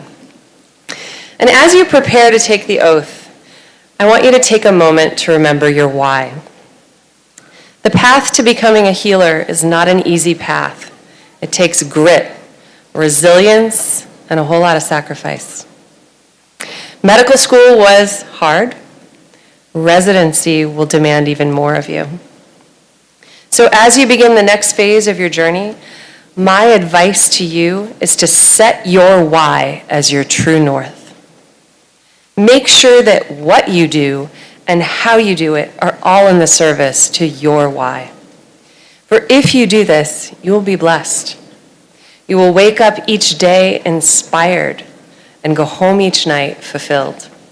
And your life will be rich in meaning and purpose. Joy Golliver once said, "The meaning of life is to find your gifts, and the purpose of life is to give them away." When I was 10, my father was diagnosed with metastatic cancer, so I stepped in to care for him. And as I loved my dad goodbye, I found my gifts. I was meant to care for the sick. I gave him my empathy and compassion, and I helped him find joy amidst his pain.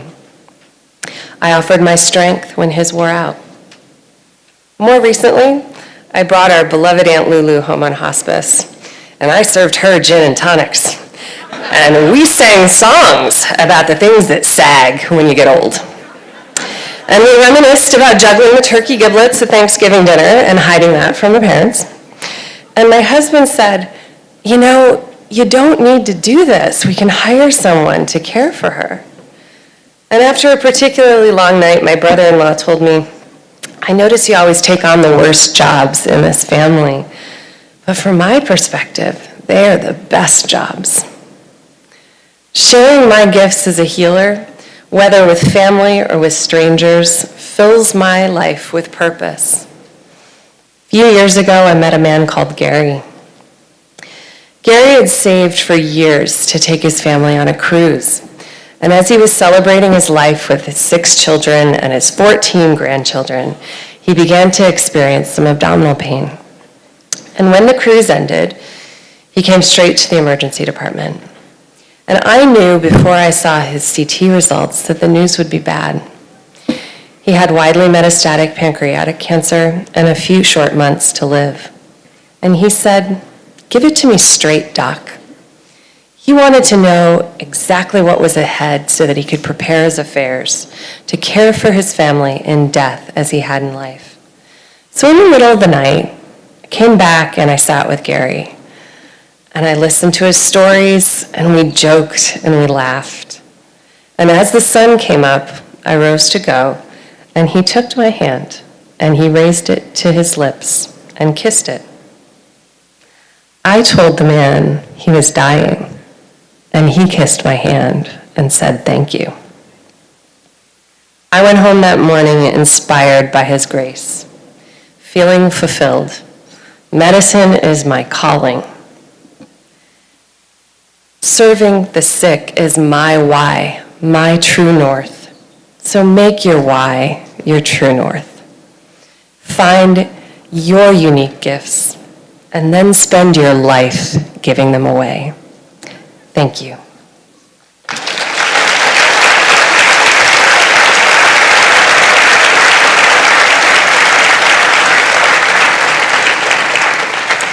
Will the graduates please rise?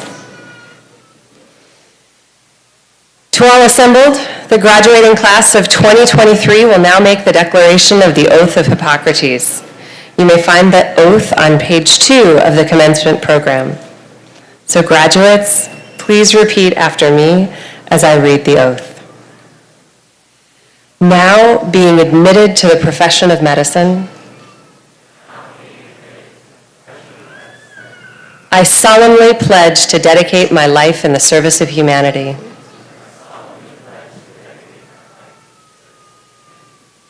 I will give respect and gratitude to my deserving teachers. I will practice medicine with conscience and dignity. The health and life of my patient will be my first consideration. I will hold in confidence all that my patient confides in me. I will maintain the honor and noble traditions of the medical profession.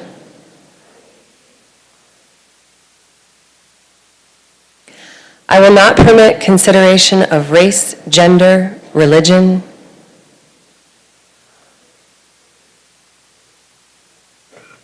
Nationality, ideology, or social standing. To intervene between my duty and my patient. I will maintain the utmost respect for human life and its quality. And even under threat, I will not use my knowledge contrary to the laws of humanity.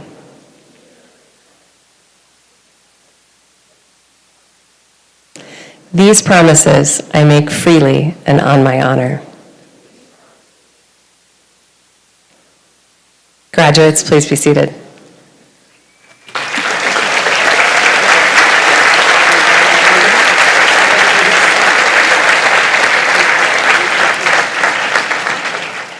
In just a moment, we will conclude today's ceremony, and after the faculty and student recessional, I invite all of you to join us for a reception in front of the Medical Education and Telemedicine building. The graduates will meet you over there after assembling in the Learning Center rooms for the class photograph. So graduates, you're going to please follow your academic community directors and staff instructions to line up for that picture. And once you've taken your group photograph, please pick up your real diplomas. There's nothing in that folder. Don't be fooled. Your real diplomas from the Met Learning Center room. And also, as I mentioned earlier, we have a signed book from Shirlene for all of you. So we're really excited to have you get your gift. So I want to now introduce Dr. Happy Araneta, Associate Dean for Diversity and Community Partnerships, and she is going to lead the class of 2023 in one final act of celebration.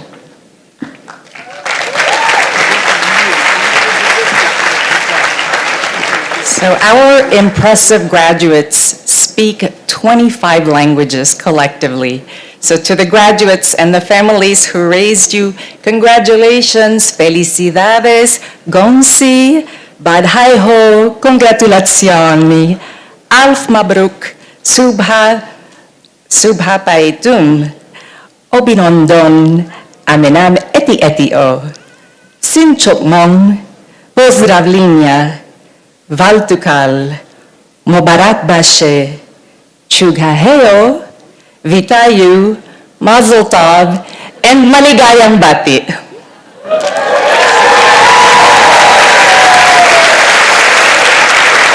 And that was just half of the languages they speak.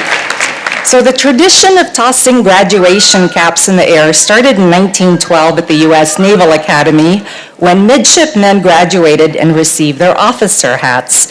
So they tossed their old trainee hats in the air in celebration. This joyful gesture signifies the end and the beginning of a new chapter, symbolizing the end of your path as medical students and the beginning of your journey as new physicians. So please stand. At the count of 3, grab your caps and toss them joyfully, gently, but precisely. You have babies and parents beside you. Are we ready? 1, 2, 3. Congratulations.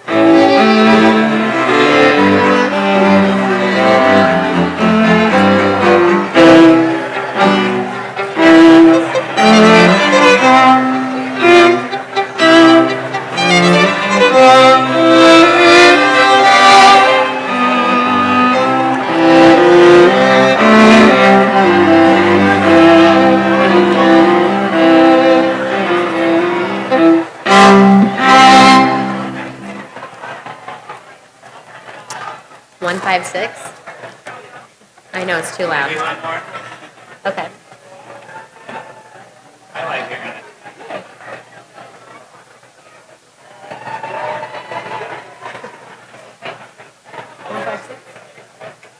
The first one, yeah. The repeat?